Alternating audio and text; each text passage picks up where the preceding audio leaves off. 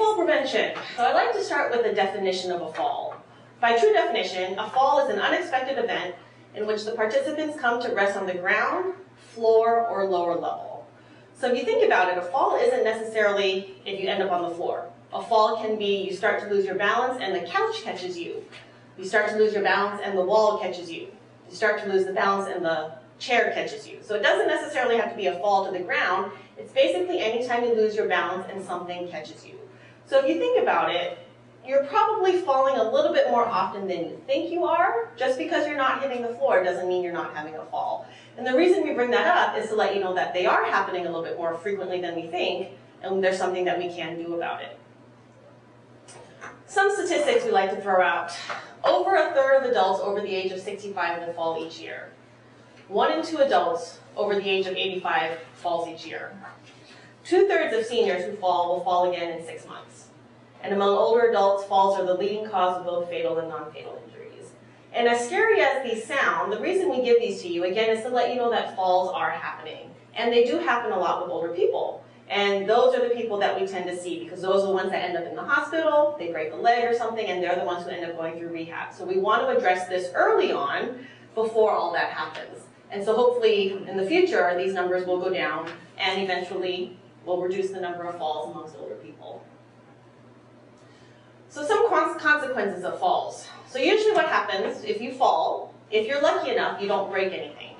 Unfortunately, people sometimes end up with a broken arm, with a broken leg, a broken hip, something that requires them to go into the hospital. So then you end up in the hospital, they fix you up. If you're lucky, you can go home, get your therapy at home. If not, sometimes you have to go to a nursing facility, you have to go to a rehab place. Something that will take you away from home for a little bit so that you can get better, you can learn to walk again.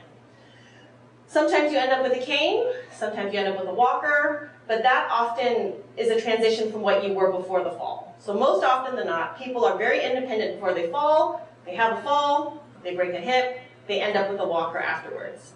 With that walker, you now have lost a little bit of your independence. And when you've lost a little bit of your independence, you start to get this fear of falling again because you don't want it to happen again. So you start to fear the fall, you start to lose some confidence, and then you start to limit your activity because you don't want to go out as much. You're afraid of falling, so you don't want to go out and exercise. You're afraid of falling, so you don't want to go out to the mall. And when you start to restrict yourself and restrict your activities, then that's when you start to get weak, your balance gets a little worse, and that puts you at risk for falls again. So it's a big cycle. So the fall happens, then you end up in the hospital, then you end up either in a rehab facility, you lose a little bit of your independence, you start fearing the fall, you start to restrict your activity, then you get weak, your walking gets worse, your balance gets worse, and that puts you at risk for falls. So what we're trying to do here is educate you as to why you fall, and then talk a little bit more about the strength, balance, gait components so that we can get you stronger, get you better balanced, get you walking better so that you don't fall again. So we're going to do a lot of this stuff where we can eliminate this whole part here so that you don't fall. And by doing a lot of strengthening, a lot of balance, a lot of walking, get you better balanced, get you better strength, get you better walking so that you don't fall. So that's part of the goal for today. Aging and falls. As we age, there is some decrease in bone density, and what that means basically is if you fall, you're at a higher risk for breaking a bone. And that's why your doctors always recommend a bone scan, just to see how healthy your bones are. If you are low in bone density, it puts you at risk for breaking something. So we want to make sure that you have healthy bones so that if you do fall, you tend to not break anything. Yes? Osteopenia, is that before osteoporosis? Correct. Yep, osteopenia is before osteoporosis, and that's what they're looking for in the bone scans. As we age, we also tend to lose some muscle strength and flexibility. So if you're losing some muscle strength, you don't have the strength to go do what you used to do. If you lose some flexibility, you don't have the range to go do what you used to do, so you're moving in a different way. As we age, we also have a decrease in reaction time, so that if you do lose your balance, you might not have the reaction to catch yourself. And so we want to make sure that that is still in good form. And then as we age, vision problems, glaucoma, cataracts, depth perception issues, all that can change as we age. And if you can't see where you're going, or if you can't see the obstacles in front of you, that's going to put you at risk for falls as well. So now I'd like to go into some risk factors for falls, and we like to group them into 3 groups: the biological risk factors, behavioral risk factors, and the environmental risk factors. And by educating you about the risk factors that are out there, hopefully that'll make you a little bit more aware so that you can go home and figure out what your own risk factors are. Biological risk factors are things that are kind of inherent in you. Whatever walking problems you have, whatever balance problems you have, the medications you're on, if you're having any incontinence issues, if you're having any pain, vision, and weakness. All that stuff that's just inherent in whatever's going on with you. And we'll go into detail a little bit more later. Behavioral risk factors is what your behavior is like. What kind of behavior is going to put you at risk for falls? Are you deconditioned? Are you inactive? Are you one of those people that fears the falls? Or are you just overconfident and just doing everything without worrying? Then we have environmental risk factors. Simply stated, it's what your home setup is like, what the environment setup is like. Is there anything out there in your home or in the environment that's going to put you at risk for falls? So if we narrow it down into the biological risk factors, we've got weakness. Muscle weakness is a big thing we hear about. And so we always want to focus on strength training to get those muscles strong. But if you have weakness, some of the typical things we see with weakness is you've got a weak leg. So the leg will sometimes buckle on you. So if the leg buckles, that's going to put you at risk for falls. Another thing we see is foot drop. So when you're walking and you're not picking this foot up all the way, you can trip, and that can put you at risk for falls. When the muscles are weak, things aren't moving right. So we basically just want to get you stronger, get those muscles nice and strong so that it can keep you up off the floor and help you do what you need to do. Balance problems. Balance problems includes problems while you're walking, while you're standing, while you're sitting, while you're moving. And we want to make sure that you're safe and balanced at all times. So when you're standing, if you're reaching for something and you don't have all the balance that you need, you can lose your balance and fall. If you're walking and you lose your balance, you can fall. If you're sitting, reaching forwards to pick up the remote on the floor, if you don't have the balance, you could fall. So we want to make sure that you have good balance in all those dimensions to keep you safe. Vision, we talked about a little bit. Double vision, cataracts, depth perception issues, blurry vision. Basically, if you can't see what's in front of you, if you can't see what you're doing, that's going to put you at risk for falls because you can't see the obstacle that's in front of you. Pain, nerve pain, joint pain, muscular pain. If you hurt, you're not moving correctly. Things hurt, you're kind of limping along. You're just not moving efficiently, and that will put you at risk for falls as well. Some cognitive changes, whether or not that comes with age or with whatever condition you may have. Some people end up a little impulsive, where they'll just get up and go without thinking. They've got some decreased judgment, some decreased safety awareness. They're just not thinking about safe moving, and that can put them at risk for falls. Bowel and bladder dysfunction. As we age, sometimes we can't hold everything in as much as we would like, and so you end up with a little bit of urgency or frequency issues. And the reason that can put you at risk for falls is, let's say in the middle of the night, you have to get up and go to the bathroom, you're hurrying and you got to go to the bathroom, you're worried about having an accident. That can put you at risk for falls because you're going too fast. You're not thinking about what's in front of you. You're thinking about just making it to the bathroom, and your thoughts aren't there about making it safely. So we want to make sure that we safely get you there without falling. Spasticity I put in, it's something that not everybody has. It's pretty common in neurological conditions. But basically it's where you have one leg or an arm that doesn't quite move right. It's very stiff, so when you're walking, you have a lot of stiffness when you walk, and it takes so much more energy to move this way. You get tired quicker, and when you're tired, you're not moving very well, and that can put you at risk for falls as well. So lots of different things. Medications. Now some of us are on a lot of medications, and each medication has their own side effect. Some side effects include fatigue, drowsiness, dizziness, all the stuff that we talked about before that can put you at risk for falls. And most seniors are on 4 to 5 meds starting in their early 60s, and sometimes that goes up as we age. So if you think about all those medications and all those side effects, you just have to make sure that nothing is interacting with anything else. So you want to make sure that all your pharmacists and all your doctors know what meds you're on to make sure that nothing is interacting. Just make sure you get those medication pamphlets with all the side effects. Make sure you read that, because we want to make sure you're aware that if you are going to get drowsy, not to do certain activities, and just basically keep you safe and off the floor. certain medication groups that can put you at risk for falls. The narcotics, the pain meds tend to make you very drowsy. There's sleep medicines that tend to make you drowsy. The anticonvulsants or the anti-seizure meds. There's antidepressants, there's cardiac meds, muscle relaxers, which can make you too weak.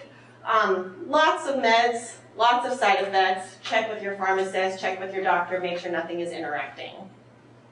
Some medical causes for falls, just random out of the blue medical issues that can cause you to fall.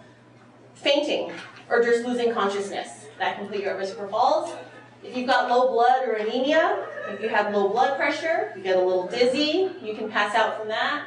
Diabetes. Diabetes is a big one we like to talk about because something that happens with diabetes is something called diabetic neuropathy, where you end up not feeling very well in your feet. So if you can't feel your feet very well, you're not exactly sure where your feet are going, you're not exactly sure where you're going, and that can put you at risk for falls as well. Certain cardiovascular conditions like an irregular heart rate, dizziness and vertigo. If anybody's ever had vertigo, that spinning sensation is really wild and can really put you at risk for falls just because you don't know where you are, and that spinning sensation is pretty terrible. Other neurological conditions, neuropathy, stroke, Parkinson's, MS, if you have any of those other issues, those conditions come with a whole host of other issues that you have to deal with. So we want to make sure that you're aware of all those so that we can keep you safe. So that was the biological risk factors, and now we move on to the behavioral risk factors. This is your behavior that can put you at risk for falls. We've got two groups here. We've got people who are deconditioned, pretty inactive, and then people who are too active. And so those who are deconditioned and inactive are the ones who don't really exercise much. They just sit at home a lot, they're sitting on the couch, not really doing a whole lot. And with that comes some muscle weakness because you're not moving around as much. You've got some poor trunk control. You decrease that bone density, which means that you're a higher risk for breaking something if you should fall. You don't have very good breathing, and if you're already weak, or if you already have some spasticity or contracture issues, that just gets worse. So that type of behavior will put you at risk for falls just because you're at a very deconditioned state. On the other hand, you have people that are just super active. They're overdoing it. They're just doing so much. And then that leads to fatigue because you're overdoing it. And when you're tired again, you're not moving as well. You're not thinking as well. You're not thinking about the hazards that are out in front of you, so that can put you at risk for falls. And so if you are the type of person that overdoes it, you're just go, go, go all the time, we teach you a little bit about activity modification. How do you pace yourself so that you have the energy and the safety to do things throughout the day? And then we teach you how to conserve your energy so that you can safely do what you need to do throughout the day rather than using all that energy in one big chunk. So you've got two groups of people, and we want to make sure that you're not totally sedentary, but you're not overdoing it. We kind of want the happy medium. Another behavioral risk factor we have, those who fear the fall and those who are very, very overconfident. And more often than not, we see the people who fear the fall, and this was part of that cycle earlier. If you fear the fall, you don't go out as much, you restrict your activity, you get weak, the fall happens. So fearing a fall is good in a sense because we want you to be aware that there are risks for falls, but we don't want you to limit your activity so much.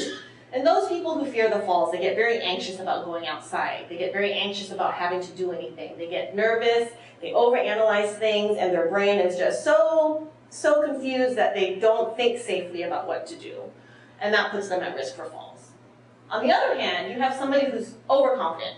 I haven't fallen, I'm going to be fine, I've been doing everything just like I've been doing before, but it only takes the one fall for you to end up with a broken hip in the hospital, and then the cycle starts. So we don't want you to be too overconfident. On the other hand, we've had people who are just falling all the time and they haven't broken anything. I fall all the time, I know how to tuck and roll, I've done this many, many times and I haven't broken anything. Which is fine for now, but again, it just takes that one fall for you to end up with a broken hip and to end up in the hospital. So making sure that you're not too overconfident, but that you don't fear the fall too much. Again, finding that happy medium, I'm aware of my falls, I'm aware of my risk factors for falls, but I still feel safe to get up and go do things. So finding that happy medium to keep you safe. Alcohol consumption, we all know this one. Drinking does make your balance worse, it does impair your judgment, and does interact with your meds. So you always want to watch and make sure that you're not drinking too much. You can imbibe a little bit, but just make sure, watch your balance, watch your safety afterwards. Another behavioral risk factor, lack of awareness and education. I mean, you guys are all here for a reason because you're wanting to learn how to stay safe and how to stay off the floor. Not knowing what your risk factors are can put you at risk for falls because you'll just go ahead and do whatever you were normally doing without changing your behavior, without changing anything about those risk factors we talked about before. You want to check out what your home setup is like. What is my environment set up like? Is there anything out there that's going to put me at risk for falls? What kind of medications am I on? Am I on meds that are going to make me drowsy? Am I on meds that are going to make me weak?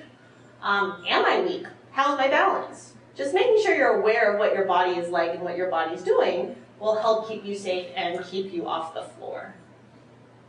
So we talked about the biological risk factors, we talked about the behavioral risk factors, now we will move on to the environmental risk factors. And as it sounds, it's basically what's your environment like at home, what's your environment like out in the community. And at home, some of the biggest hazards we see are stairs, clutter that's on the floor, dog toys, kids' toys, poor lighting, throw rugs, things that put you at risk for falls. So we want to make sure that you check out your home environment to see what is out there. Some safety measures you can put in, grab bars, handrails, lots of light so that you can see what's going on. What I like about this picture, this is pretty much everything that we don't want. This is pretty much everything that's going to put you at risk for falls. The guy is running up the stairs. He's going too fast. He's not looking at where he's going. He's distracted because the dog is chasing him. And he's carrying a hot cup of coffee, so he's trying to multitask. So it's a pretty typical scenario that we see in real life. So it's not that it doesn't happen. It happens, but there are ways to make it safer. Some things you could do to make it safer. Hold on to a handrail. Maybe put the dog down in the kennel if he's trying to do things. Not run up the stairs. Look at where he's going. There's different ways and different things you can do to make yourself safer. So even though that is real life, there are things we can do to change that. What about in the environment? What's your environment like? Do you have a lot of ramps? Do you have a lot of hills that you have to deal with? I've heard that sidewalks, certain sidewalks out in the Seattle area have a crack or have a lip that if you've got a walker or if you're walking and that toe just doesn't come up enough, that crack is enough to make you trip and fall. So checking your environment. Are there cracks in the sidewalk? Are there changes in elevation? With all the weather that we're having and it's wet and slippery, do you have good shoes? Do you have good rubber tips on your walkers or your canes? Variations in lighting. You know, it's starting to get dark around 4. It's starting to get dark early. You want to make sure that you can see where you're going. Traffic and making the light at a crosswalk. Those are two things that we like to mention because as we go through a crosswalk, you're really hurrying to make that crosswalk, and so that the cars, you don't feel like the cars are gonna have to wait for you for so long. But making that light at a crosswalk is really kind of nerve-wracking. And you tend to go fast, which we've talked about before. We don't want you to go fast. We want you to think about what you're doing. So all these hazards out in the environment, just checking and making sure you're aware of them so that you can change what you do. Shoe wear. Shoes are very important in helping you prevent the falls. Heels. Younger women, I don't see any heels here. But if you're wearing a lot of heels, it pitches you forward. And Alicia goes into this a little bit more, but when you're pitched forward and your balance is forward, it puts you at risk for falling forward. So we often say mix the heels if you can. Cowboy boots were big for a while back then, and the reason those aren't so good is one, there's a little heel on the back, but two, your foot is not as long as the shoe. So your shoe is actually a little bit longer than the foot, which means when you're walking, you've got a good couple inches extra to think about when you're lifting the foot, which means it's easier for you to drag the toe and fall. So cowboy boots, the shoe is longer than your actual foot, so it puts you at risk for falls because you're not lifting the shoe up enough. Sneakers with a very rubbery sole. Very easy for you to scuff that foot and fall. Flip-flops, as comfortable as they are, real terrible for balance and for walking, mainly because they provide no support when you're walking, and your heel can really slip out of that flip-flop pretty easily. And when that heel slips out unexpectedly, that can put you at risk for falls. And then house slippers. The reason we don't like this type is because there's no back support. And for the same reason, your heel can just slide out of that suddenly and unexpectedly and put you at risk for falls. The good shoes we like, something with a good back support, something that envelopes the whole foot. Leather-based soles can sometimes be good for certain people. For people who tend to scuff the foot each time with the rubber sole, or for whatever reason they're scuffing the foot, a leather-based sole allows you to slide that foot along, a little bit easier. Now the bad thing about that is then you're teaching the person that they can just slide the foot along rather than picking the whole foot up while they walk. And it's slippery in water. And yes, very slippery, so you gotta watch what you do with that. The other two images are just pictures of good shoes, mainly because they provide good support for the whole foot. There's no chance that your heel can slide out of the back. So you want to make sure that you're in good shoes to keep you balanced and to keep you off the floor. So we've talked about the risk factors. Now you're all aware of the biological risk factors, the environmental risk factors, and the behavioral risk factors. Now that you're aware of them, how do you prevent the fall? That's the big goal. And you've already done half of it. You're aware of what your risk factors are, and so you can change certain things. Other things we like to talk about: exercise, exercise, exercise. You want to stay strong and active. You want to have the strength, you want to have the balance to do what you want to do without putting yourself at risk for falls. If you use a mobility device, or if you need a mobility device, like a walker or a cane, use it. If it keeps you off the floor, use it. The last thing we want is for you to walk around, tripping over a foot, looking all funny. If you could just use a cane or use a walker, look safe, feel confident, and walk. So if you feel like you need one, use one. We want you to be safe in your home and community. Check out your home environment, check out what your hazards are, check out the community where you tend to hang out, and see what hazards are out there. Importantly, check your vision. Have your vision checked regularly, because that is what you use every day to look for your hazards. Have your vision checked. And then have your medications checked by your doctor or pharmacist. Again, just to make sure that there's no interactions, that you're aware of what all the side effects are. Stay strong and active. Exercise, exercise, exercise. If anything that you take away from today, exercise is key. You want to include regular exercise, which means fairly frequently throughout the week if you can. But you want to include strengthening exercises to get all those muscles nice and strong so that you can do what you want to do. You want to include balance exercises, standing balance exercises, sitting balance exercises, and even walking balance to make sure that all those tasks are safe. You want to work on flexibility. If you're tight in certain muscles, you're not moving very well. So let's say my hamstrings are tight. Then I tend to walk a little bit like this. And when I'm walking like this, I've got short steps. And when I have short steps, I'm not moving very well, and that will put me at risk for falls as well. So we want to make sure you've got good flexibility and good range in all your joints. And then the cardiovascular exercise, that's typical heart health exercise that we want to have you include in all your exercises. So how do you exercise? This is where your physical therapist can come in. And what we like about having a referral to PT is we can really customize an exercise program catered to you for whatever your issues are. If you're weak in certain muscles, we can give you exercises for certain muscles. If you have certain balance issues, we can treat those balance issues. So starting with a PT is good because we get to see you and cater it to you. If you haven't done any exercise before, we definitely want you to start low and slow so that we don't overdo it with you. If we tend to overdo it and you get sore and you hurt, you're not going to want to come back to therapy, and then it's not worth anything. So start low, start slow, and very slowly progress your activity level until it's a good level for you. You want to avoid overheating, you want to avoid fatigue, and the easiest thing to do is just start with a referral to therapy so that we can get you going on a good program. With the stretching, you want to stretch the big muscles, and these are the muscles that you use all the time. The big leg muscles, the chest muscles. You definitely want to keep all those muscles nice and stretched out so that they don't get tight. When you do a stretch, we like to say hold for 30 seconds, otherwise it doesn't really do very much good. The 30 seconds is about the length of a TV commercial, so it's easy enough to do while you're watching TV. Strengthening, you can do this in sitting, you can do this in standing, you can do this in the pool, you can do this by walking, lots of different ways to strengthen, but we want to try and get that in about 3 times a week. And then your endurance, your aerobic, your cardiovascular stuff, about the 30-minute rule, if you can, every day. Now it's okay to split that up, 10 minutes in the morning, 10 minutes in the afternoon, 10 minutes in the evening. As long as you're getting about 30 minutes of huff and puff activity to get that heart rate going, that'll be pretty good.